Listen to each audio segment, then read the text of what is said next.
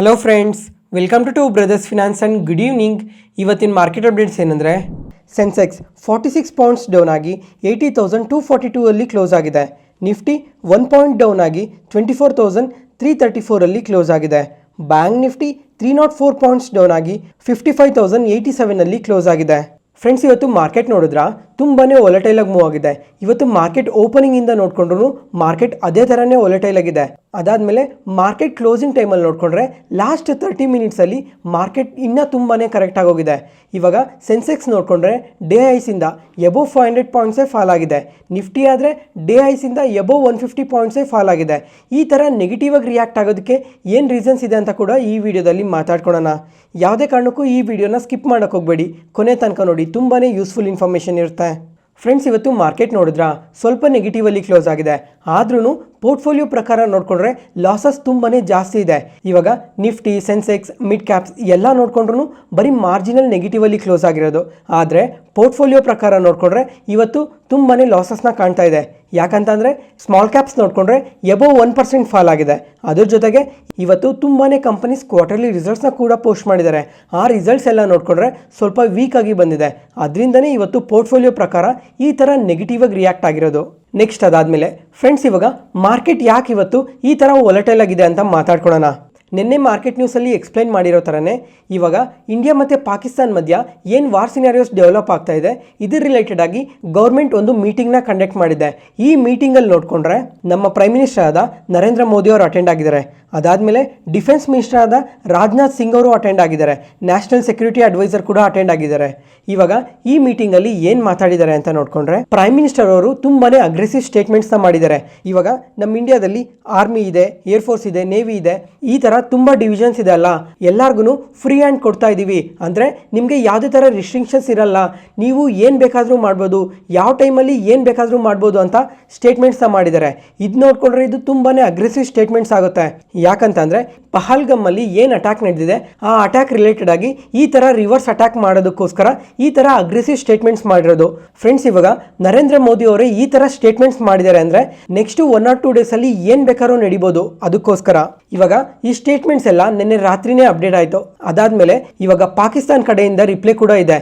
ಇವಾಗ ಪಾಕಿಸ್ತಾನ್ ಮಿನಿಸ್ಟರ್ ನೋಡಿಕೊಂಡ್ರೆ ಏನು ಹೇಳ್ತಾ ಇದ್ದಾರೆ ಅಂದರೆ, ಇವಾಗ ಪಹಲ್ಗಮಲ್ಲಿ ಏನು ಅಟ್ಯಾಕ್ ನಡೆದಿದೆ ಇದನ್ನು ಇಂಡಿಯನ್ ಗೌರ್ಮೆಂಟ್ ಇನ್ನೊಂದು ಸಲ ಕ್ಲಿಯರ್ ಆಗಿ ಚೆಕ್ ಮಾಡಿ, ಇದರಿಂದ ಯಾರಿದ್ದಾರೆ ಇದ್ರ ಬಗ್ಗೆ ಪ್ರತಿಯೊಂದನ್ನು ಡೀಟೇಲ್ ಆಗಿ ಅನಾಲಿಸಿಸ್ ಮಾಡಿ.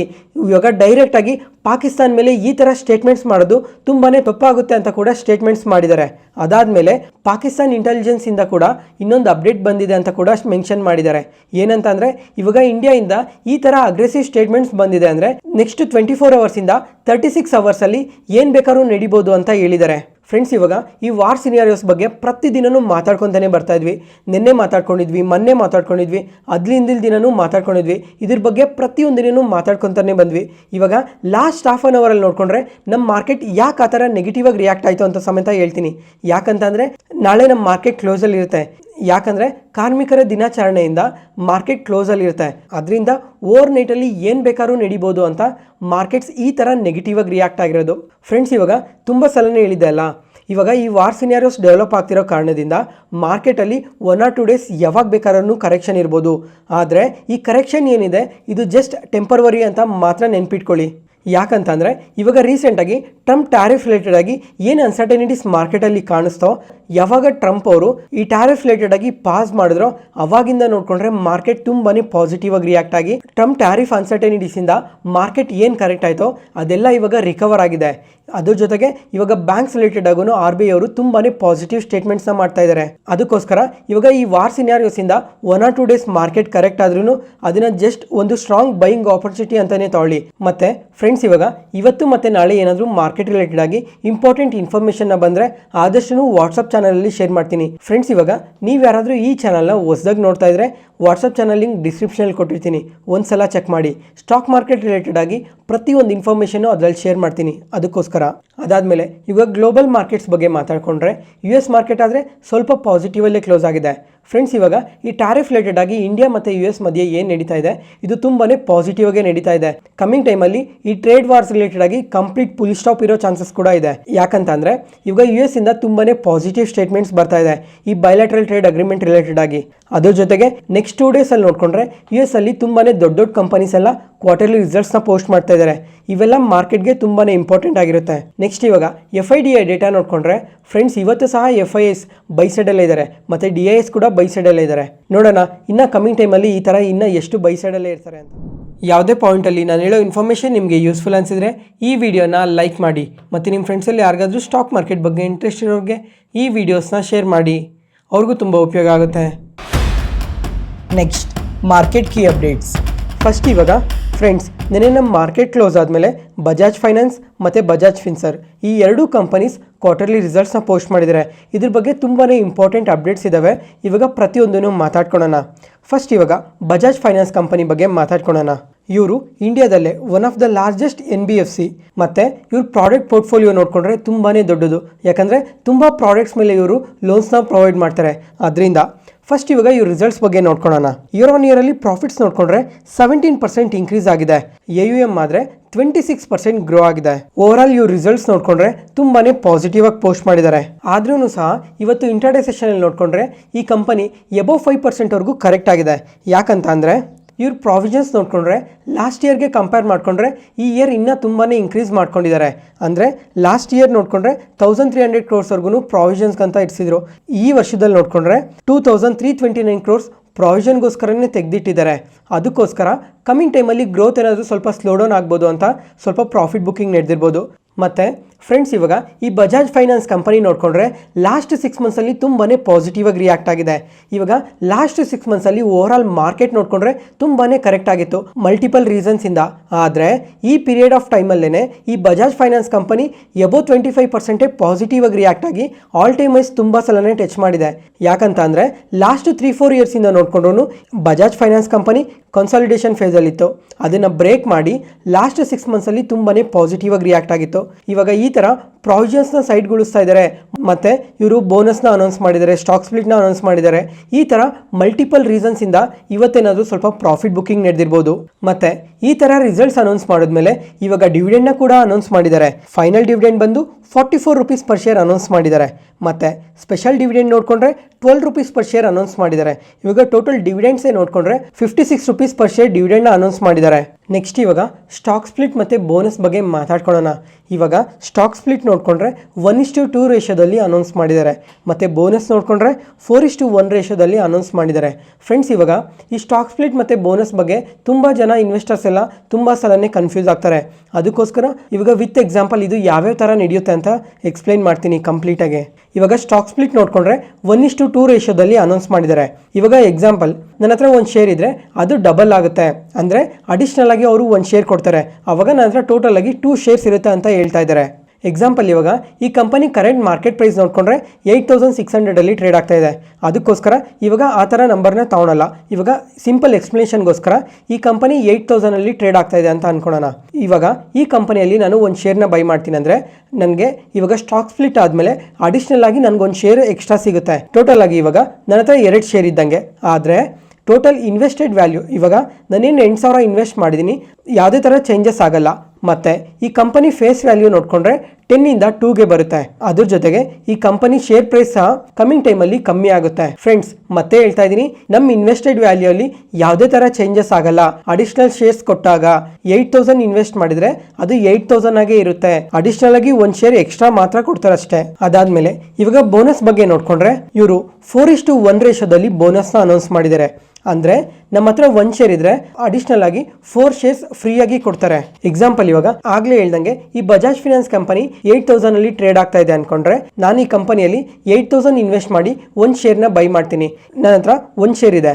ಇವಾಗ ಬೋನಸ್ ಅನೌನ್ಸ್ ಮಾಡಿರೋದ್ರಿಂದ ನನಗೆ ಅಡಿಷನಲ್ ಆಗಿ 4 shares ಫ್ರೀಯಾಗಿ ಸಿಗುತ್ತೆ. ಇವಾಗ ಟೋಟಲ್ ಆಗಿ ನೋಡಿಕೊಂಡ್ರೆ ನನ್ನ ಹತ್ರ 5 shares ಇದೆ ಅಂತ ಅರ್ಥ. ಆದರೆ ಇದರಲ್ಲೂ ಅಷ್ಟೇ ನಿಮ್ಮ ಇನ್ವೆಸ್ಟ್ಮೆಂಟ್ ವ್ಯಾಲ್ಯೂ ಅಲ್ಲಿ ಯಾವುದೇ ಥರ ಚೇಂಜಸ್ ಇರಲ್ಲ, ಬರೀ 8000 ಆಗೇ ಇರುತ್ತೆ. ಆದರೆ ಈ ಸ್ಟಾಕ್ ಪ್ರೈಸ್ ಏನಿದೆ, ಈ ಸ್ಟಾಕ್ ಪ್ರೈಸ್ ಡಿವೈಡೆಡ್ ಬೈ 4 ಮಾಡಬೇಕಾಗುತ್ತೆ.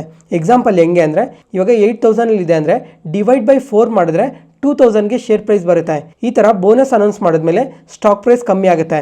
ಇವಾಗ ಬೋನಸ್ ಏನಕ್ಕೆ ಕೊಡ್ತಾರೆ ಅಂತಂದ್ರೆ ಕಂಪನಿ ರಿಸರ್ವ್ಸ್ ನ ಬಳಸ್ಕೊಂಡು ಅಡಿಷನಲ್ ಆಗಿ ಶೇರ್ ಹೋಲ್ಡರ್ಸ್ಗೋಸ್ಕರ ಅಂತಾನೆ ಈ ಬೋನಸ್ ನ ಇಶ್ಯೂ ಮಾಡ್ತಾರೆ. ಇವಾಗ ಸ್ಟಾಕ್ ಸ್ಪ್ಲಿಟ್ಗೆ ಮತ್ತೆ ಬೋನಸ್ಗೆ ಎರಡಕ್ಕೂ ಎಕ್ಸ್ ಡೇಟ್ ಯಾವಾಗ ಅಂತ ನೋಡ್ಕೊಂಡ್ರೆ ಜೂನ್ 14 ಅಂತ ಹೇಳಿದ್ದಾರೆ. ಫ್ರೆಂಡ್ಸ್, ಇವಾಗ ಈ ಬೋನಸ್ ಮತ್ತೆ ಸ್ಟಾಕ್ ಸ್ಪ್ಲಿಟ್ ಮಧ್ಯೆ ಏನೇನು ಡಿಫ್ರೆನ್ಸ್ ಇದೆ ಅಂತ ಅರ್ಥ ಆಗಿದೆ ಅನ್ಕೊಂತೀನಿ. ಇದರಲ್ಲಿ ಏನಾದರೂ ಅರ್ಥ ಆಗಿಲ್ಲ ಅಂದರೆ ಒಂದ್ಸಲ ಕಮೆಂಟ್ ಸೆಷನ್ಲಿ ಕಮೆಂಟ್ ಮಾಡಿ. ನೆಕ್ಸ್ಟ್ ವಿಡಿಯೋದಲ್ಲಿ ಇನ್ನೂ ಎಕ್ಸಾಂಪಲ್ಸ್ ಕ್ಲಿಯರ್ ಆಗಿ ಎಕ್ಸ್ಪ್ಲೈನ್ ಮಾಡ್ತೀನಿ. ನೆಕ್ಸ್ಟ್ ಅದಾದಮೇಲೆ ನೆನೆ ನಮ್ಮ ಮಾರ್ಕೆಟ್ ಕ್ಲೋಸ್ ಆದಮೇಲೆ ಬಜಾಜ್ ಫಿನ್ಸರ್ವ್ ಕಂಪನಿ ಕೂಡ ಅವ್ರ ಕ್ವಾರ್ಟರ್ಲಿ ರಿಸಲ್ಟ್ಸ್ನ ಪೋಸ್ಟ್ ಮಾಡಿದ್ದಾರೆ. ಇವ್ರ ರಿಸಲ್ಟ್ಸ್ ನೋಡ್ಕೊಂಡ್ರೆ ಇಯರ್ ಆನ್ ಇಯರಲ್ಲಿ ರೆವೆನ್ಯೂಸ್ ಆದರೆ 14% ಇನ್ಕ್ರೀಸ್ ಆಗಿದೆ, ಮತ್ತು ಪ್ರಾಫಿಟ್ಸ್ ನೋಡ್ಕೊಂಡ್ರು 14% ಇನ್ಕ್ರೀಸ್ ಆಗಿದೆ. ಆದರೆ ಕ್ವಾರ್ಟರ್ ಆನ್ ಕ್ವಾರ್ಟರಲ್ಲಿ ನೋಡ್ಕೊಂಡ್ರೆ ಮಾರ್ಜಿನ್ಸ್ ತುಂಬಾನೇ ಡ್ರಾಪ್ ಆಗಿದೆ. ಅದಾದಮೇಲೆ ಇವ್ರ ಕ್ರೆಡಿಟ್ ಗ್ರೋತ್ ನೋಡ್ಕೊಂಡ್ರೆ ಸ್ವಲ್ಪ ಸ್ಲೋ ಡೌನ್ ಆಗಿದೆ. ಅದರಿಂದನೇ ಇವತ್ತು ಇಂಟ್ರಾಡೇ ಸೆಷನಲ್ಲಿ ನೋಡ್ಕೊಂಡ್ರೆ ಈ ಕಂಪನಿ ಎಬೋವ್ 5% ಫಾಲ್ ಆಗಿರೋದು. Next Varun beverages. ಈ ಕಂಪನಿ ನೋಡ್ಕೊಂಡ್ರೆ ನಮ್ಮ ಮಾರ್ಕೆಟ್ ಓಪನಿಂಗ್ ಟೈಮಲ್ಲಿಂದ ಫ್ಲಾಟ್ ಆಗಿ ಟ್ರೇಡ್ ಆಗ್ತಾ ಇತ್ತು. ಆದರೆ ಒಂದು ಪಾಯಿಂಟ್ ಆಫ್ ಟೈಮಲ್ಲಿ ನೋಡ್ಕೊಂಡ್ರೆ ನಿಯರ್ಲಿ 3.5% ಸಡನ್ ಆಗಿ ಫಾಲ್ ಆಗಿದೆ. ಯಾಕಂತ ಅಂದರೆ ಇವ್ರು ಕ್ವಾರ್ಟರ್ಲಿ ರಿಸಲ್ಟ್ಸ್ನ ಪೋಸ್ಟ್ ಮಾಡಿದ್ದಾರೆ ಆ ಟೈಮಲ್ಲಿ. ಫಸ್ಟ್ ಇವಾಗ ಇವ್ರ ರಿಸಲ್ಟ್ಸ್ ಬಗ್ಗೆ ಮಾತಾಡ್ಕೊಳ್ಳೋಣ. ಇವ್ರ ರಿಸಲ್ಟ್ಸ್ ನೋಡ್ಕೊಂಡ್ರೆ ಇವಾಗ ಈ ಕಂಪನಿ ಬಿಸ್ನೆಸ್ ಬಗ್ಗೆ ಎಲ್ಲರಿಗೂ ಐಡಿಯಾ ಇದೆ ಅನ್ಕೊತೀನಿ. ಈ ಬೇವರೇಜಸ್ ಸೆಗ್ಮೆಂಟಲ್ಲಿ one of the prominent player ಇವರು. ಇವಾಗ ಇವ್ರ ರಿಸಲ್ಟ್ಸ್ ನೋಡ್ಕೊಂಡ್ರೆ ಇಯರ್ ಆನ್ ಇಯರಲ್ಲಿ ಸೇಲ್ಸ್ ನೋಡ್ಕೊಂಡ್ರೆ 29% ಇನ್ಕ್ರೀಸ್ ಆಗಿದೆ. ಪ್ರಾಫಿಟ್ಸ್ ನೋಡ್ಕೊಂಡ್ರೆ 35% ಇನ್ಕ್ರೀಸ್ ಆಗಿದೆ.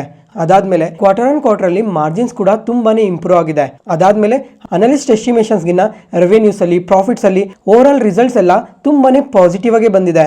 ಮತ್ತು ಆದ್ರೂ ಸಹ ಇವತ್ತು ನೆಗೆಟಿವ್ ಆಗಿ ರಿಯಾಕ್ಟ್ ಆಗಿದೆ ಅಂತ ನೋಡ್ಕೊಂಡ್ರೆ ಇವಾಗ ವ್ಯಾಲ್ಯೂಷನ್ ಕನ್ಸರ್ನಿಂದ ಸ್ವಲ್ಪ ಕರೆಕ್ಟ್ ಆಗಿರ್ಬೋದು. ಯಾಕಂತಂದರೆ ಇವಾಗ ಪಿಯರ್ ಕಂಪ್ಯಾರಿಸನಲ್ಲಿ ನೋಡ್ಕೊಂಡ್ರೆ ಇದೇ ಸೆಗ್ಮೆಂಟಲ್ಲಿ ವರ್ಕ್ ಮಾಡೋ ಬೇರೆ ಕಂಪನೀಸ್ ವ್ಯಾಲ್ಯೂಷನ್ಸ್ ಎಲ್ಲ ಸ್ವಲ್ಪ ಕಮ್ಮಿನೇ ಇದೆ. ಅದಕ್ಕೋಸ್ಕರ ವ್ಯಾಲ್ಯೂಷನ್ ಕನ್ಸರ್ನಿಂದ ಈ ಥರ ಕರೆಕ್ಟ್ ಆಗಿರ್ಬೋದು. ನೆಕ್ಸ್ಟ್ ಅದಾದಮೇಲೆ ಇವತ್ತು ವಿಶಾಲ್ ಮೆಗಾಮಾರ್ಟ್ ಕಂಪನಿ ನೋಡಿದ್ರಾ, ಇಂಟ್ರಾಡೇ ಸೆಷನಲ್ಲಿ 10% ಪಾಸಿಟಿವ್ ಆಗಿ ರಿಯಾಕ್ಟ್ ಆಗಿದೆ.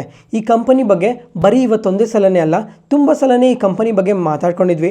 ಮತ್ತು IPO ಟೈಮಲ್ಲೂ ಸಹ ಈ ಕಂಪನಿ ಬಗ್ಗೆ ಕಂಪ್ಲೀಟಾಗಿ ಮಾತಾಡ್ಕೊಂಡಿದ್ವಿ. ಇವ್ರ ಬಿಸ್ನೆಸ್ ಯಾವ ಥರ ಮಾಡ್ತಾರೆ, ಇವ್ರಿಗೆ ರೆವೆನ್ಯೂಸ್ ಹೆಂಗೆ ಬರುತ್ತೆ, ಇಂಡಿಯಾದಲ್ಲಿ ಎಷ್ಟು ಪ್ರೆಸೆನ್ಸ್ ಇದ್ದಾರೆ, ಯಾವ್ಯಾವ ಸ್ಟೇಟ್ಸಲ್ಲಿ ಎಷ್ಟೆಷ್ಟು ಸ್ಟೋರ್ಸ್ನ ಓಪನ್ ಮಾಡಿದ್ದಾರೆ, ಈ ಥರ ತುಂಬ ಇನ್ಫಾರ್ಮೇಷನ್ನ IPO ಟೈಮಲ್ಲೇ ಮಾತಾಡ್ಕೊಂಡಿದ್ವಿ. ಮತ್ತು ಫ್ರೆಂಡ್ಸ್, ಇವಾಗ ಈ ಕಂಪನಿ ಬಗ್ಗೆ ನೀವೇನಾದರೂ ತಿಳ್ಕೊಬೇಕು ಅಂದರೆ IPO ವಿಡಿಯೋ ಲಿಂಕ್ ಡಿಸ್ಕ್ರಿಪ್ಷನ್ ಕೊಟ್ಟಿರ್ತೀನಿ ಅಥವಾ ಎಂಡ್ ಕಾರ್ಡಲ್ಲೂ ಸಹ ಕೊಟ್ಟಿರ್ತೀನಿ. ಒಂದ್ಸಲ ಚೆಕ್ ಮಾಡಿ. ಇವ್ರ ಬಿಸ್ನೆಸ್ ತುಂಬಾನೇ ಇಂಟ್ರೆಸ್ಟಿಂಗ್ ಆಗಿರುತ್ತೆ ಅದಕ್ಕೋಸ್ಕರ. ಮತ್ತೆ ಫ್ರೆಂಡ್ಸ್, ಇವಾಗ ನಿನ್ನೆ ನಮ್ಮ ಮಾರ್ಕೆಟ್ ಕ್ಲೋಸ್ ಆದಮೇಲೆ ಇವರು ಕ್ವಾರ್ಟರ್ಲಿ ರಿಸಲ್ಟ್ಸ್ನ ಪೋಸ್ಟ್ ಮಾಡಿದ್ದಾರೆ. ಇವ್ರ ರಿಸಲ್ಟ್ಸ್ ನೋಡ್ಕೊಂಡ್ರೆ ತುಂಬಾನೇ ಪಾಸಿಟಿವ್ ರಿಸಲ್ಟ್ಸ್ನ ಪೋಸ್ಟ್ ಮಾಡಿದ್ದಾರೆ. ಇಯರ್ ಆನ್ ಇಯರಲ್ಲಿ ಸೇಲ್ಸ್ ನೋಡ್ಕೊಂಡ್ರೆ 23% ಇನ್ಕ್ರೀಸ್ ಆಗಿದೆ. ಪ್ರಾಫಿಟ್ಸ್ ಆದರೆ 88% ಇನ್ಕ್ರೀಸ್ ಆಗಿದೆ. ಮತ್ತು ಫ್ರೆಂಡ್ಸ್, ಇವಾಗ ಈ ರಿಟೇಲ್ ಸ್ಪೇಸಲ್ಲಿ ವರ್ಕ್ ಮಾಡೋ ಕಂಪನೀಸಲ್ಲಿ ಇಯರ್ ಆನ್ ಇಯರ್ ಕಂಪ್ಯಾರಿಸನಲ್ಲಿ ಚೆಕ್ ಮಾಡಿಕೊಂಡ್ರೆ ಎಲ್ಲ ಕಂಪನೀಸ್ದು ಬೆಟರ್ ರಿಸಲ್ಟ್ಸೇ ಇರುತ್ತೆ. ಅದೇ ಇವಾಗ ಕ್ವಾರ್ಟರ್ ಆನ್ ಕ್ವಾರ್ಟರಲ್ಲಿ ಇವ್ರು ರಿಸಲ್ಟ್ಸ್ ಚೆಕ್ ಮಾಡ್ಕೊಂಡಾಗ ಕಂಪ್ಲೀಟ್ಲಿ ವೀಕ್ ರಿಸಲ್ಟ್ಸ್ನ ಪೋಸ್ಟ್ ಮಾಡಿರ್ತಾರೆ. ಇವಾಗ ಎಕ್ಸಾಂಪಲ್ ಈ ವಿಶಾಲ್ ಮೆಗಾಮಾರ್ಟ್ ಕಂಪನಿ ನೋಡ್ಕೊಂಡ್ರು ಈ ಕ್ವಾರ್ಟರ್ ಆನ್ ಕ್ವಾರ್ಟರಲ್ಲಿ ಕಂಪೇರ್ ಮಾಡಿ ನೋಡ್ಕೊಂಡ್ರೆ ತುಂಬಾ ವೀಕ್ ರಿಸಲ್ಟ್ಸ್ನ ಪೋಸ್ಟ್ ಮಾಡಿದ್ದಾರೆ. ಯಾಕಂತ ನೋಡ್ಕೊಂಡ್ರೆ ಇವಾಗ ಲಾಸ್ಟ್ ಕ್ವಾರ್ಟರಲ್ಲಿ ನೋಡ್ಕೊಂಡ್ರೆ ತುಂಬಾ ಪಾಸಿಟಿವ್ ರಿಸಲ್ಟ್ಸ್ನ ಪೋಸ್ಟ್ ಮಾಡಿದ್ರು. ಯಾಕಂದರೆ ಅವಾಗ ಫೆಸ್ಟಿವಲ್ ಸೀಸನ್ ಎಲ್ಲ ತುಂಬಾ ಜಾಸ್ತಿ ಇದ್ವಲ್ಲ. ಎಕ್ಸಾಂಪಲ್ ಇವಾಗ ದಸರಾ ಇತ್ತು, ದಿವಾಲಿ ಇತ್ತು, ಅದಾದಮೇಲೆ ಕ್ರಿಸ್ಮಸ್ ಕೂಡ ಇತ್ತು. ಇವಾಗ ಲಾಸ್ಟ್ ಕ್ವಾರ್ಟರಲ್ಲಿ ಈ 3 ದೊಡ್ಡ ಫೆಸ್ಟಿವಲ್ಸ್ ಇದ್ವು. ಅದರಿಂದ ಈ ರಿಟೇಲ್ ಸೆಗ್ಮೆಂಟಲ್ಲಿ ಸೇಲ್ಸ್ ಅನ್ನೋದು ಆಟೋಮೆಟಿಕ್ ಆಗಿ ಇನ್ಕ್ರೀಸ್ ಆಗುತ್ತೆ. ಅದ್ರ ಜೊತೆಗೆ ಮಾರ್ಜಿನ್ಸ್ ಕೂಡ ಇಂಪ್ರೂವ್ ಆಗಿರುತ್ತೆ. ಅದರಿಂದ ಲಾಸ್ಟ್ ಕ್ವಾರ್ಟರಲ್ಲಿ ಇವರು ತುಂಬಾ ಎಕ್ಸ್ಟ್ರಾರ್ಡಿನರಿ ರಿಸಲ್ಟ್ಸ್ನ ಪೋಸ್ಟ್ ಮಾಡಿದರು. ಅದೇ ಇವಾಗ ಈ ಕ್ವಾರ್ಟರಲ್ಲಿ ನೋಡಿಕೊಂಡ್ರೆ ಅಂದರೆ ಕ್ವಾರ್ಟರ್ ಆನ್ ಕ್ವಾರ್ಟರ್ ಬೇಸಿಸಲ್ಲಿ ಚೆಕ್ ಮಾಡಿಕೊಂಡ್ರೆ ವೀಕ್ ರಿಸಲ್ಟ್ಸ್ನ ಪೋಸ್ಟ್ ಮಾಡಿದ್ದಾರೆ. ಅದೇ ಇಯರ್ ಆನ್ ಇಯರ್ ಬೇಸಿಸಲ್ಲಿ ಚೆಕ್ ಮಾಡಿಕೊಂಡ್ರೆ ಬೆಟರ್ ರಿಸಲ್ಟ್ಸ್ನ ಪೋಸ್ಟ್ ಮಾಡಿದ್ದಾರೆ. ಈ ಥರ ಪಾಸಿಟಿವ್ ರಿಸಲ್ಟ್ಸ್ನ ಪೋಸ್ಟ್ ಮಾಡಿರೋದಕ್ಕೆ ಮತ್ತು ಈ ಕಂಪನಿ ರೀಸೆಂಟಾಗಿ ತುಂಬಾ ಕರೆಕ್ಟ್ ಆಗಿತ್ತು. ಈ ಎರಡೂ ರೀಸನ್ಸಿಂದ ಈ ಕಂಪನಿಯಲ್ಲಿ ಇವತ್ತು ತುಂಬಾ ಸ್ಟ್ರಾಂಗ್ ವಾಲ್ಯೂಮ್ ಬೈಯಿಂಗ್ ನಡೆದಿದೆ. ಅದರಿಂದನೇ ಇವತ್ತು 10% ಪಾಸಿಟಿವಲ್ಲಿ ಕ್ಲೋಸ್ ಆಗಿರೋದು. ಮತ್ತು ಈ ಥರ ರಿಸಲ್ಟ್ಸ್ನ ಪೋಸ್ಟ್ ಮಾಡಿದ್ಮೇಲೆ ಜೆಫ್ರೀಸ್ ಅವ್ರು ನೋಡಿಕೊಂಡ್ರೆ ಈ ಕಂಪನಿಗೆ ಬೈ ರೇಟಿಂಗ್ ಕೊಟ್ಟು target price 125 rupees per share ಅಂತ ಹೇಳಿದ್ದಾರೆ. ಯಾಕಂತ ಅಂದರೆ ಈ ವಿಶಾಲ್ ಮೆಗಾಮಾರ್ಟ್ ಕಂಪನಿ ಏನಿದೆ ಇವರು ಟೈರ್ 2 ಸಿಟೀಸಲ್ಲಿ ತುಂಬಾ ಸ್ಟ್ರಾಂಗ್ ಪ್ರೆಸೆನ್ಸ್ ಇದೆ. ಅದರಿಂದ ಕಮಿಂಗ್ ಟೈಮಲ್ಲೂ ಇದೇ ಥರ ಬೆಟರ್ ಸೇಲ್ಸ್ನ ಪೋಸ್ಟ್ ಮಾಡ್ತಾರೆ ಅಂತ ಪಾಸಿಟಿವ್ ಸೆಂಟಿಮೆಂಟಿಂದ ಈ ಥರ ಹೇಳಿರೋದು. ಮತ್ತು ನೆಕ್ಸ್ಟ್ 3 ಇಯರ್ಸಲ್ಲಿ 27% CAGR ಅಲ್ಲಿ ಗ್ರೋ ಆಗ್ತಾರೆ ಅಂತ ಕೂಡ ಹೇಳಿದ್ದಾರೆ. ಬಸ್ಟಿನ್ ಅವ್ರು ನೋಡ್ಕೊಂಡ್ರೆ ಅಂಡರ್ ಪರ್ಫಾರ್ಮ್ ರೇಟಿಂಗ್ ಕೊಟ್ಟು ಟಾರ್ಗೆಟ್ ಪ್ರೈಸ್ನ ಸ್ವಲ್ಪ ಕಟ್ ಮಾಡಿದ್ದಾರೆ. ಯಾಕಂತಂದರೆ ವ್ಯಾಲ್ಯೂಷನ್ ಕನ್ಸರ್ನಿಂದ ಕಾಂಪಿಟೇಟಿವ್ ಪ್ರೆಸೆನ್ಸಿಂದ ಈ ಥರ ಟಾರ್ಗೆಟ್ ಪ್ರೈಸ್ನ ಕಟ್ ಮಾಡಿರೋದು ಅಂತ ಕೂಡ ಮೆನ್ಷನ್ ಮಾಡಿದ್ದಾರೆ. ನೋಡೋಣ ಈ ಕಂಪನಿ ಕಮಿಂಗ್ ಕ್ವಾರ್ಟರ್ಸಲ್ಲೂ ಇನ್ನು ಯಾವ ಥರ ರಿಸಲ್ಟ್ಸ್ನ ಪೋಸ್ಟ್ ಮಾಡ್ತಾರೆ ಅಂತ. ನೆಕ್ಸ್ಟ್ ಅದಾದಮೇಲೆ ಫ್ರೆಂಡ್ಸ್, ಇವಾಗ ರೀಸೆಂಟಾಗಿ ಫೇಮಸ್ ಎಸ್ ಇನ್ವೆಸ್ಟರ್ ಆದ ಆಶೀಶ್ ಕಚೋಲಿ ಅವ್ರ ಪೋರ್ಟ್ಫೋಲಿಯೋ ಬಗ್ಗೆ ಮಾತಾಡ್ಕೊಂಡ್ವಿ. ಮತ್ತೆ ಇವಾಗೂ ಸಹ ಇನ್ನೊಂದು ಅಪ್ಡೇಟ್ ಬಂದಿದೆ. ಇವಾಗ ಈ ಆಶೀಶ್ ಕಚೋಲಿ ಅವ್ರ ಪೋರ್ಟ್ಫೋಲಿಯೋದಲ್ಲಿ ಯಾವ್ಯಾವ ಕಂಪನೀಸ್ ಅಲ್ಲಿ ಹೊಸದಾಗಿ ಬೈ ಮಾಡಿದ್ದಾರೆ, ಮತ್ತೆ ಸ್ವಲ್ಪ ಕಂಪನೀಸ್ ಇಂದ ಈ Q4 ಅಲ್ಲಿ ಎಕ್ಸಿಟ್ ಕೂಡ ಆಗಿದ್ದಾರೆ. ಅದು ಯಾವ್ಯಾವ ಕಂಪನೀಸ್ ಇಂದ ಅಂತ ಕ್ಲಿಯರ್ ಆಗಿ ಗೊತ್ತಾಗುತ್ತೆ. ಒಂದ್ಸಲ ಈ ಇಮೇಜ್ ನೋಡಿ, ಇಲ್ಲಿ 9 ಸ್ಟಾಕ್ಸ್ ಇದಾವೆ. ಈ 9 ಸ್ಟಾಕ್ಸ್ ಅಲ್ಲಿ ಈ Q4 ಅಲ್ಲೇ ಈ 9 ಸ್ಟಾಕ್ಸ್ ಅಲ್ಲೂ ಇನ್ವೆಸ್ಟ್ ಮಾಡಿದ್ದಾರೆ. ಯಾವ್ಯಾವ ಕಂಪನೀಸ್ ಅಂತ ನೋಡ್ಕೊಂಡ್ರೆ, ಡಿಯು ಡಿಜಿಟಲ್ ಗ್ಲೋಬಲ್ ಈ ಕಂಪನಿಲಾದ್ರೆ ನಿಯರ್ಲಿ 9% ಸ್ಟೇಕ್ ನ ಬೈ ಮಾಡಿದ್ದಾರೆ. ಮತ್ತೆ ಇನ್ಫಿನಿಯಮ್ ಫಾರ್ಮಾ ಕೆಮಿಕಲ್ಸ್ ಈ ಕಂಪನಿಲಾದ್ರೆ 4% ಸ್ಟೇಕ್ ನ ಬೈ ಮಾಡಿದ್ದಾರೆ. ನೆಕ್ಸ್ಟ್ ಅದಾದ್ಮೇಲೆ C2C ಅಡ್ವಾನ್ಸ್ ಸಿಸ್ಟಮ್ಸ್ ಅಲ್ಲಾದ್ರೆ 3% ಸ್ಟೇಕ್ ನ ಬೈ ಮಾಡಿದ್ದಾರೆ. ಮತ್ತೆ ಕ್ವಾಲಿಟೆಕ್ ಲ್ಯಾಬ್ಸ್ ಅಲ್ಲಾದ್ರೆ 5% ಸ್ಟೇಕ್ ನ ಬೈ ಮಾಡಿದ್ದಾರೆ. ಫ್ರೆಂಡ್ಸ್, ಇವಾಗ ಅದೇ ತರ ಯಾವ್ಯಾವ ಕಂಪನೀಸ್ ಅಲ್ಲಿ ಎಷ್ಟೆಷ್ಟು ಸ್ಟೇಕ್ ನ ಬೈ ಮಾಡಿದ್ದಾರೆ ಅಂತ ಕ್ಲಿಯರ್ ಆಗಿ ಗೊತ್ತಾಗುತ್ತೆ. ಒಂದ್ಸಲ ಇಮೇಜ್ ನ ಕ್ಲಿಯರ್ ಆಗಿ ನೋಡಿ. ನೆಕ್ಸ್ಟ್ ಅದಾದ್ಮೇಲೆ ಫ್ರೆಂಡ್ಸ್, ಇವಾಗ ಇದೇ Q4 ಅಲ್ಲೇನೆ ಇನ್ನ ಸ್ವಲ್ಪ ಕಂಪನೀಸ್ ಅಲ್ಲಿ ಸ್ಟೇಕ್ ನ ಇನ್ಕ್ರೀಸ್ ಮಾಡ್ಕೊಂಡಿದ್ದಾರೆ. ಯಾವ್ಯಾವ ಕಂಪನೀಸ್ ಅಂತ ನೋಡ್ಕೊಂಡ್ರೆ, ಮೊದಲನೇದಾಗಿ ಜ್ಯೋತಿ ಸ್ಟ್ರಕ್ಚರ್ಸ್. ಇವಾಗ ಈ ಇಮೇಜ್ ನ ಕ್ಲಿಯರ್ ಆಗಿ ನೋಡಿ, ಇದರಲ್ಲಿ ಕ್ಲಿಯರ್ ಆಗಿ ಗೊತ್ತಾಗುತ್ತೆ. ಇವಾಗ ಕರೆಂಟ್ ಹೋಲ್ಡಿಂಗ್ ನೋಡ್ಕೊಂಡ್ರೆ ಎಷ್ಟಿದೆ, ಅದಾದ್ಮೇಲೆ ಇವಾಗ ಹೊಸದಾಗಿ ಈ ಕ್ವಾರ್ಟರ್ ಅಲ್ಲಿ ಎಷ್ಟು ಶೇರ್ ನ ಬೈ ಮಾಡಿದ್ದಾರೆ, ಎಷ್ಟು ವರ್ತ್ ಆಫ್ ಅಮೌಂಟ್ ಕೂಡ ಬೇಕಾಗಿದೆ ಅಂತ ಇಲ್ಲಿ ಕ್ಲಿಯರ್ ಆಗಿ ಮೆನ್ಷನ್ ಮಾಡಿದ್ದಾರೆ. ಮೊದಲನೇದಾಗಿ ಜ್ಯೋತಿ ಸ್ಟ್ರಕ್ಚರ್ಸ್ ಈ ಕಂಪನಿಯಲ್ಲಾದರೆ ಮುಂಚೆ 2% ಸ್ಟೇಕ್ನ ಹೋಲ್ಡ್ ಮಾಡ್ತಾ ಇದ್ರು. ಇವಾಗ ಅಡಿಷನಲ್ ಆಗಿ 62 ಲ್ಯಾಕ್ ಶೇರ್ಸ್ನ ಬೈ ಮಾಡಿದ್ದಾರೆ. ಮತ್ತೆ ಅದಾದಮೇಲೆ ಝೆಗೆಲ್ ಪ್ರೀಪೇಯ್ಡಲ್ಲಿ ನೋಡಿಕೊಂಡ್ರೆ 1 ಲ್ಯಾಕ್ ಶೇರ್ಸ್ನ ಬೈ ಮಾಡಿದ್ದಾರೆ. ಏರೋಫ್ಲೆಕ್ಸ್ ಇಂಡಸ್ಟ್ರೀಸಲ್ಲೂ ಅಷ್ಟೇ 1 ಲ್ಯಾಕ್ ಶೇರ್ಸ್ನ ಬೈ ಮಾಡಿದ್ದಾರೆ. ಇನ್ನು ಅದೇ ಥರ ಕೆಳಗಡೆ ನೋಡಿ, ಇನ್ನು ಅಡಿಷನಲ್ ಆಗು ಸಹ ಈ ಕಂಪನೀಸಲ್ಲಿ ಬೈ ಮಾಡಿದ್ದಾರೆ. ಫ್ರೆಂಡ್ಸ್, ಇವಾಗ ನೀವು ಯಾರಾದರೂ ಈ ಕಂಪನೀಸ್ನ ಹೋಲ್ಡ್ ಮಾಡ್ತಾ ಇದ್ರೆ ಒಂದ್ಸಲ ಕಮೆಂಟ್ ಸೆಷನಲ್ಲಿ ಕಮೆಂಟ್ ಮಾಡಿ, ನೀವೇನಾದರೂ ಪ್ರಾಫಿಟ್ಸ್ ಅಲ್ಲಿದ್ದೀರಾ ಅಥವಾ ಲಾಸಸ್ ಅಲ್ಲಿದ್ದೀರಾ ಅಂತ. ಮತ್ತೆ ಅದಾದಮೇಲೆ ಇದೇ ಕ್ವಾರ್ಟರಲ್ಲೇ ಸ್ವಲ್ಪ ಕಂಪನೀಸಲ್ಲಿ ಸ್ಟೇಕ್ನ ಕೂಡ ಕಮ್ಮಿ ಮಾಡ್ಕೊಂಡಿದ್ದಾರೆ. ಯಾವ್ಯಾವ ಕಂಪನೀಸ್ ಅಂತ ನೋಡಿಕೊಂಡ್ರೆ, ಆಮೆ ಆರ್ಗೋನಿಕ್ಸ್ ಈ ಕಂಪನಿಲಾದರೆ 50,000 ಶೇರ್ಸ್ನ ಸೆಲ್ ಮಾಡಿದ್ದಾರೆ. ಅದಾದಮೇಲೆ ಬ್ಲೂ ಫೋರ್ಜ್ ಇಂಡಸ್ಟ್ರೀಸ್ ಈ ಕಂಪನಿಲಾದರೆ 24,000 ಶೇರ್ಸ್ನ ಸೆಲ್ ಮಾಡಿದ್ದಾರೆ. Finally office space solutions 9 lakh ಶೇರ್ಸ್ನ ಸೆಲ್ ಮಾಡಿದ್ದೀವಿ ಅಂತ ಅಪ್ಡೇಟ್ ಮಾಡಿದ್ದಾರೆ. ಫ್ರೆಂಡ್ಸ್, ಇವಾಗ ಇಷ್ಟು ಕಂಪನೀಸ್ ಬಗ್ಗೆ ಮಾತಾಡ್ಕೊಂಡು ಅಲ್ಲ, ನೀವು ಯಾರಾದರೂ ಈ ಕಂಪನೀಸ್ನ ಹೋಲ್ಡ್ ಮಾಡ್ತಾ ಇದ್ರೆ ಒಂದ್ಸಲ ಕಮೆಂಟ್ ಸೆಷನಲ್ಲಿ ಕಮೆಂಟ್ ಮಾಡಿ. ಅದಾದಮೇಲೆ ಈ ಥರ ಫೇಮಸ್ ಏಸ್ ಇನ್ವೆಸ್ಟರ್ಸ್ ಎಲ್ಲ ಇರ್ತಾರಲ್ಲ, ಇವ್ರ ಪೋರ್ಟ್ಫೋಲಿಯೋಸ್ ನೋಡಿಕೊಂಡು ನೀವೇನಾದರೂ ಇನ್ವೆಸ್ಟ್ ಮಾಡ್ತೀರಾ ಅಂತಲೂ ಸಹ ಒಂದ್ಸಲ ಕಮೆಂಟ್ ಸೆಷನಲ್ಲಿ ಕಮೆಂಟ್ ಮಾಡಿ. ನೆಕ್ಸ್ಟ್ ಅದಾದಮೇಲೆ ಫ್ರೆಂಡ್ಸ್, ಇವಾಗ April month auto sales preview data update ಆಗಿದೆ. ಇವಾಗ ಈ ಇಮೇಜ್ನ ಕ್ಲಿಯರ್ ಆಗಿ ನೋಡಿ, ಯಾವ್ಯಾವ ಸೆಗ್ಮೆಂಟಿಂದ ಎಷ್ಟು ಗ್ರೋತ್ ಇದೆ ಅಂತ ಕ್ಲಿಯರ್ ಆಗಿ ಗೊತ್ತಾಗುತ್ತೆ. ಇವಾಗ ಪ್ಯಾಸೆಂಜರ್ ವೆಹಿಕಲ್ ಸೆಗ್ಮೆಂಟ್ ನೋಡಿಕೊಂಡ್ರೆ ಟಾಟಾ ಮೋಟರ್ಸ್ ಅವ್ರ ಹತ್ರ ಆದರೆ ಇಯರ್ ಆನ್ ಇಯರಲ್ಲಿ 1% ಮಾತ್ರನೇ ಗ್ರೋತ್ ಇರೋದು. ಮತ್ತು ಇವಾಗ ಮಂತ್ ಆನ್ ಮಂತ್ ಕಂಪ್ಯಾರಿಸನ್ ನೋಡಿಕೊಂಡ್ರೆ ತುಂಬಾ ಕಂಪನೀಸ್ ನೆಗೆಟಿವ್ ಆಗಿ ರಿಯಾಕ್ಟ್ ಆಗಿದ್ದಾವೆ. ಫ್ರೆಂಡ್ಸ್, ಇವಾಗ ಎಂದೇ ಆಗಲಿ ಈ ಆಟೋ ಸೆಗ್ಮೆಂಟಲ್ಲಿ ಮಂತ್ ಆನ್ ಮಂತ್ ಕಂಪ್ಯಾರಿಸನ್ನ ಎಂದೂ ಮಾಡಬಾರ್ದು. ಯಾವಾಗೇ ಆಗಲಿ ಇಯರ್ ಆನ್ ಇಯರ್ ಕಂಪ್ಯಾರಿಸನಲ್ಲಿ ಸೇಮ್ ಕ್ವಾರ್ಟರ್ ಜೊತೆನೇ ಮಾಡಬೇಕು. ಇವಾಗ ನೆಕ್ಸ್ಟ್ ಅದಾದಮೇಲೆ ಮಾರುತಿ ಸುಜುಕಿ ನೋಡಿಕೊಂಡ್ರೆ ಇಯರ್ ಆನ್ ಇಯರಲ್ಲಿ 6% ಸೇಲ್ಸ್ ಇನ್ಕ್ರೀಸ್ ಆಗಿದೆ. ಹೈಯೆಸ್ಟ್ ಅಂತ ಅಂದರೆ Mahindra and Mahindra 14% sales increase ಆಗಿದೆ.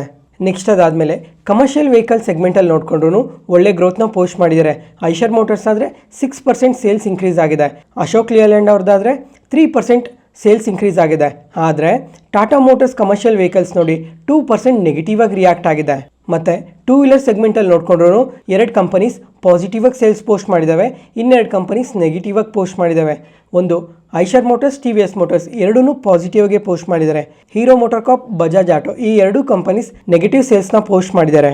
ಇನ್ನು ಟ್ರ್ಯಾಕ್ಟರ್ ಸೆಗ್ಮೆಂಟಲ್ಲಿ ನೋಡಿಕೊಂಡ್ರು 2 ಕಂಪನೀಸ್ ಪಾಸಿಟಿವ್ ಆಗಿ ಗ್ರೋ ಆಗಿದೆ. ಐಷರ್ ಮೋಟರ್ಸ್ ಅವರಾದರೆ 4% ಸೇಲ್ಸ್ ಇನ್ಕ್ರೀಸ್ ಆಗಿದೆ.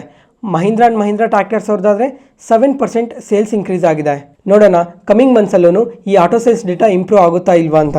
ನೆಕ್ಸ್ಟ್ ಅದಾದಮೇಲೆ ಯುನೋ ಮಿಂಡಾ ಕಡೆಯಿಂದ ಒಂದು ಇಂಟ್ರೆಸ್ಟಿಂಗ್ ಅಪ್ಡೇಟ್ ಬಂದಿದೆ. ಏನಂತ ಅಂದರೆ ಇವ್ರಿಗೆ ಮತ್ತು ಇವ್ರ ಜಾಯಿಂಟ್ ವೆಂಚರ್ ಕಂಪನಿಗೆ ಒಂದು ಅಪ್ರೂವಲ್ ಸಿಕ್ಕಿದೆ. ಏನಕ್ಕಂದರೆ ಹೈ ವೋಲ್ಟೇಜ್ ಕ್ಯಾಟಗರಿಯಲ್ಲಿ ಎಲೆಕ್ಟ್ರಿಕ್ ಪವರ್ ಟ್ರೈನ್ ಪ್ರಾಡಕ್ಟ್ಸ್ನ ಮ್ಯಾನುಫ್ಯಾಕ್ಚರ್ ಮಾಡೋದಕ್ಕೆ. ಮತ್ತು ಆ ಪ್ರಾಜೆಕ್ಟ್ ವ್ಯಾಲ್ಯೂ ನೋಡಿಕೊಂಡ್ರೆ 423 crores ಅಂತ ಅಪ್ಡೇಟ್ ಮಾಡಿದ್ದಾರೆ. ಇವಾಗ EV ಪವರ್ ಟ್ರೈನ್ ಪ್ರಾಡಕ್ಟ್ಸ್ ಏನು ಅಂತ ಅಂದರೆ ತುಂಬಾ ಕೀ ಕಾಂಪೊನೆಂಟ್ಸ್ ಇರ್ತವೆ. ಈ ಕಾಂಪೊನೆಂಟ್ಸ್ ಎಲ್ಲ ಜೊತೆಗೆ ವರ್ಕ್ ಮಾಡಿ ಎಲೆಕ್ಟ್ರಿಕಲ್ ಎನರ್ಜಿನ ಮೆಕ್ಯಾನಿಕಲ್ ಪವರ್ಗೆ ಟರ್ನ್ ಆಗಿ ವೆಹಿಕಲ್ಸ್ನ ಮೂವ್ ಮಾಡೋದಕ್ಕೆ ಹೆಲ್ಪ್ ಮಾಡ್ತವೆ. ಈ ಪವರ್ ಟ್ರೈನ್ ಪ್ರಾಡಕ್ಟ್ಸ್ ಯಾವುವು ಅಂತ ಅಂದರೆ battery pack, electric motors, inverters ಮತ್ತು ಕನ್ವರ್ಟರ್ಸ್. ಈ ಥರ ಇನ್ನೂ ಪ್ರಾಡಕ್ಟ್ಸ್ ಏನಿರ್ತವೆ ಇವನ್ನೆಲ್ಲ EV ಪವರ್ ಟ್ರೈನ್ ಪ್ರಾಡಕ್ಟ್ಸ್ ಅಂತಾರೆ. ಇವಾಗ ಇವರು ಈ ಥರ ಹೈ ವೋಲ್ಟೇಜ್ ಪವರ್ ಟ್ರೈನ್ ಸೊಲ್ಯೂಷನ್ಸ್ನ ಪ್ಯಾಸೆಂಜರ್ ವೆಹಿಕಲ್ಸಲ್ಲಿ ಮತ್ತು ಕಮರ್ಷಿಯಲ್ ವೆಹಿಕಲ್ ಸೆಗ್ಮೆಂಟಲ್ಲೂ ಪ್ರೊವೈಡ್ ಮಾಡ್ತೀವಿ ಅಂತ ಅಪ್ಡೇಟ್ ಮಾಡಿದ್ದಾರೆ. ನೆಕ್ಸ್ಟ್ ಅದಾದಮೇಲೆ ಇವತ್ತು ಪ್ರಾಜ್ ಇಂಡಸ್ಟ್ರೀಸ್ ನೋಡಿದ್ರಾ, ಇಂಟ್ರಾಡೇ ಸೆಷನಲ್ಲಿ ನಿಯರ್ಲಿ 10%ವರೆಗೂ ಫಾಲ್ ಆಗಿದೆ. ಯಾಕಂದರೆ ಇವರು Q4 ರಿಸಲ್ಟ್ಸ್ನ ಪೋಸ್ಟ್ ಮಾಡಿದ್ದಾರೆ. ಈ ರಿಸಲ್ಟ್ಸ್ ನೋಡಿಕೊಂಡ್ರೆ ಕಂಪ್ಲೀಟ್ಲಿ ವೀಕ್ ರಿಸಲ್ಟ್ಸ್ನ ಪೋಸ್ಟ್ ಮಾಡಿದ್ದಾರೆ. ಇವ್ರ ರೆವೆನ್ಯೂಸ್ ನೋಡಿಕೊಂಡ್ರೆ ಇಯರ್ ಆನ್ ಇಯರಲ್ಲಿ 15% ಡೌನ್ ಆಗಿದೆ. ಪ್ರಾಫಿಟ್ಸ್ ಆದರೆ 56% ಡೌನ್ ಆಗಿದೆ. ಮತ್ತು ಕ್ವಾರ್ಟರ್ ನೋಡಿಕೊಂಡ್ರು ಕಂಪ್ಲೀಟ್ಲಿ ವೀಕ್ ರಿಸಲ್ಟ್ಸ್ನ ಪೋಸ್ಟ್ ಮಾಡಿದ್ದಾರೆ. ಅದರಿಂದನೇ ಈ ಥರ ನೆಗೆಟಿವ್ ಆಗಿ ರಿಯಾಕ್ಟ್ ಆಗಿರೋದು. ಅದ್ರ ಜೊತೆಗೆ ಮಾರ್ಜಿನ್ಸ್ ನೋಡಿಕೊಂಡ್ರು ಕ್ವಾರ್ಟರಲ್ಲಿ ಡೌನ್ ಆಗಿದೆ. ಇವಾಗ ಈ ಥರ ಇಷ್ಟು ನೆಗೆಟಿವ್ ಆಗಿ ರಿಸಲ್ಟ್ಸ್ ಪೋಸ್ಟ್ ಮಾಡೋದಕ್ಕೆ ರೀಸನ್ ಏನು ಅಂತಂದರೆ, ಈ ಬಯೋ ಎನರ್ಜಿ ರಿಲೇಟೆಡ್ ಆಗಿ ವರ್ಕ್ ಮಾಡ್ತಾರಲ್ಲ, ಇದರಲ್ಲಿಂದನೇ ಮೇಜರ್ ಆಫ್ ದ ರೆವಿನ್ಯೂಸ್ ಎಲ್ಲ ಕಮ್ಮಿ ಆಗಿರೋದು. ಅದರಿಂದನೇ ಇವತ್ತು ಇಷ್ಟು ನೆಗೆಟಿವ್ ಆಗಿ ರಿಸಲ್ಟ್ಸ್ನ ಪೋಸ್ಟ್ ಮಾಡಿರೋದು. ಅದ್ರ ಇಂಪ್ಯಾಕ್ಟೇ ಇವತ್ತು ನಮಗೆ ಮಾರ್ಕೆಟಲ್ಲಿ ಕಾಣಿಸಿರೋದು. ಬರೀ ಇದೊಂದೇ ಟೈಮ್ ಅಂತಲೇ ಅಲ್ಲ, ಈ ಥರ ತುಂಬ ಸಲನೇ ಇವರು ವೀಕ್ ರಿಸಲ್ಟ್ಸ್ನ ಪೋಸ್ಟ್ ಮಾಡಿದರು. ಆದರೆ ಇವಾಗ ಈ ಸಲ ಮಾತ್ರ ಈ ಥರ ಇಷ್ಟು ನೆಗೆಟಿವ್ ಆಗಿ ರಿಯಾಕ್ಟ್ ಆಗಿರೋದು. ನೋಡೋಣ ಕಮಿಂಗ್ ಟೈಮಲ್ಲಿ ಇನ್ನೂ ಯಾವ ಥರ ಗ್ರೋ ಆಗ್ತಾರೆ ಅಂತ. ಇವತ್ತಿಗೆ ಅಪ್ಡೇಟ್ಸ್ ಮುಗೀತು. ಈ ವಿಡಿಯೋ ಇಷ್ಟ ಆದರೆ ಲೈಕ್ ಮಾಡಿ, ಶೇರ್ ಮಾಡಿ, ಸಬ್ಸ್ಕ್ರೈಬ್ ಆಗಿ. ಮತ್ತೆ ನಾಳೆ ಹೊಸ ಸ್ಟಾಕ್ ಮಾರ್ಕೆಟ್ ನ್ಯೂಸ್ ಅನಾಲಿಸಿಸ್ ವಿಡಿಯೋಲಿ ಸಿಗೋಣ. ನಾನು ಹೇಳಿದ ಇನ್ಫಾರ್ಮೇಷನಲ್ಲಿ ಯಾವುದೇ ಥರ ಡೌಟ್ ಇದ್ದರೂ ಕಮೆಂಟ್ ಸೆಷನಲ್ಲಿ ಕಮೆಂಟ್ ಮಾಡಿ. ಪ್ರತಿಯೊಂದು ಕಮೆಂಟ್ಗೂ ರಿಪ್ಲೈ ಕೊಡ್ತೀನಿ. Thank you.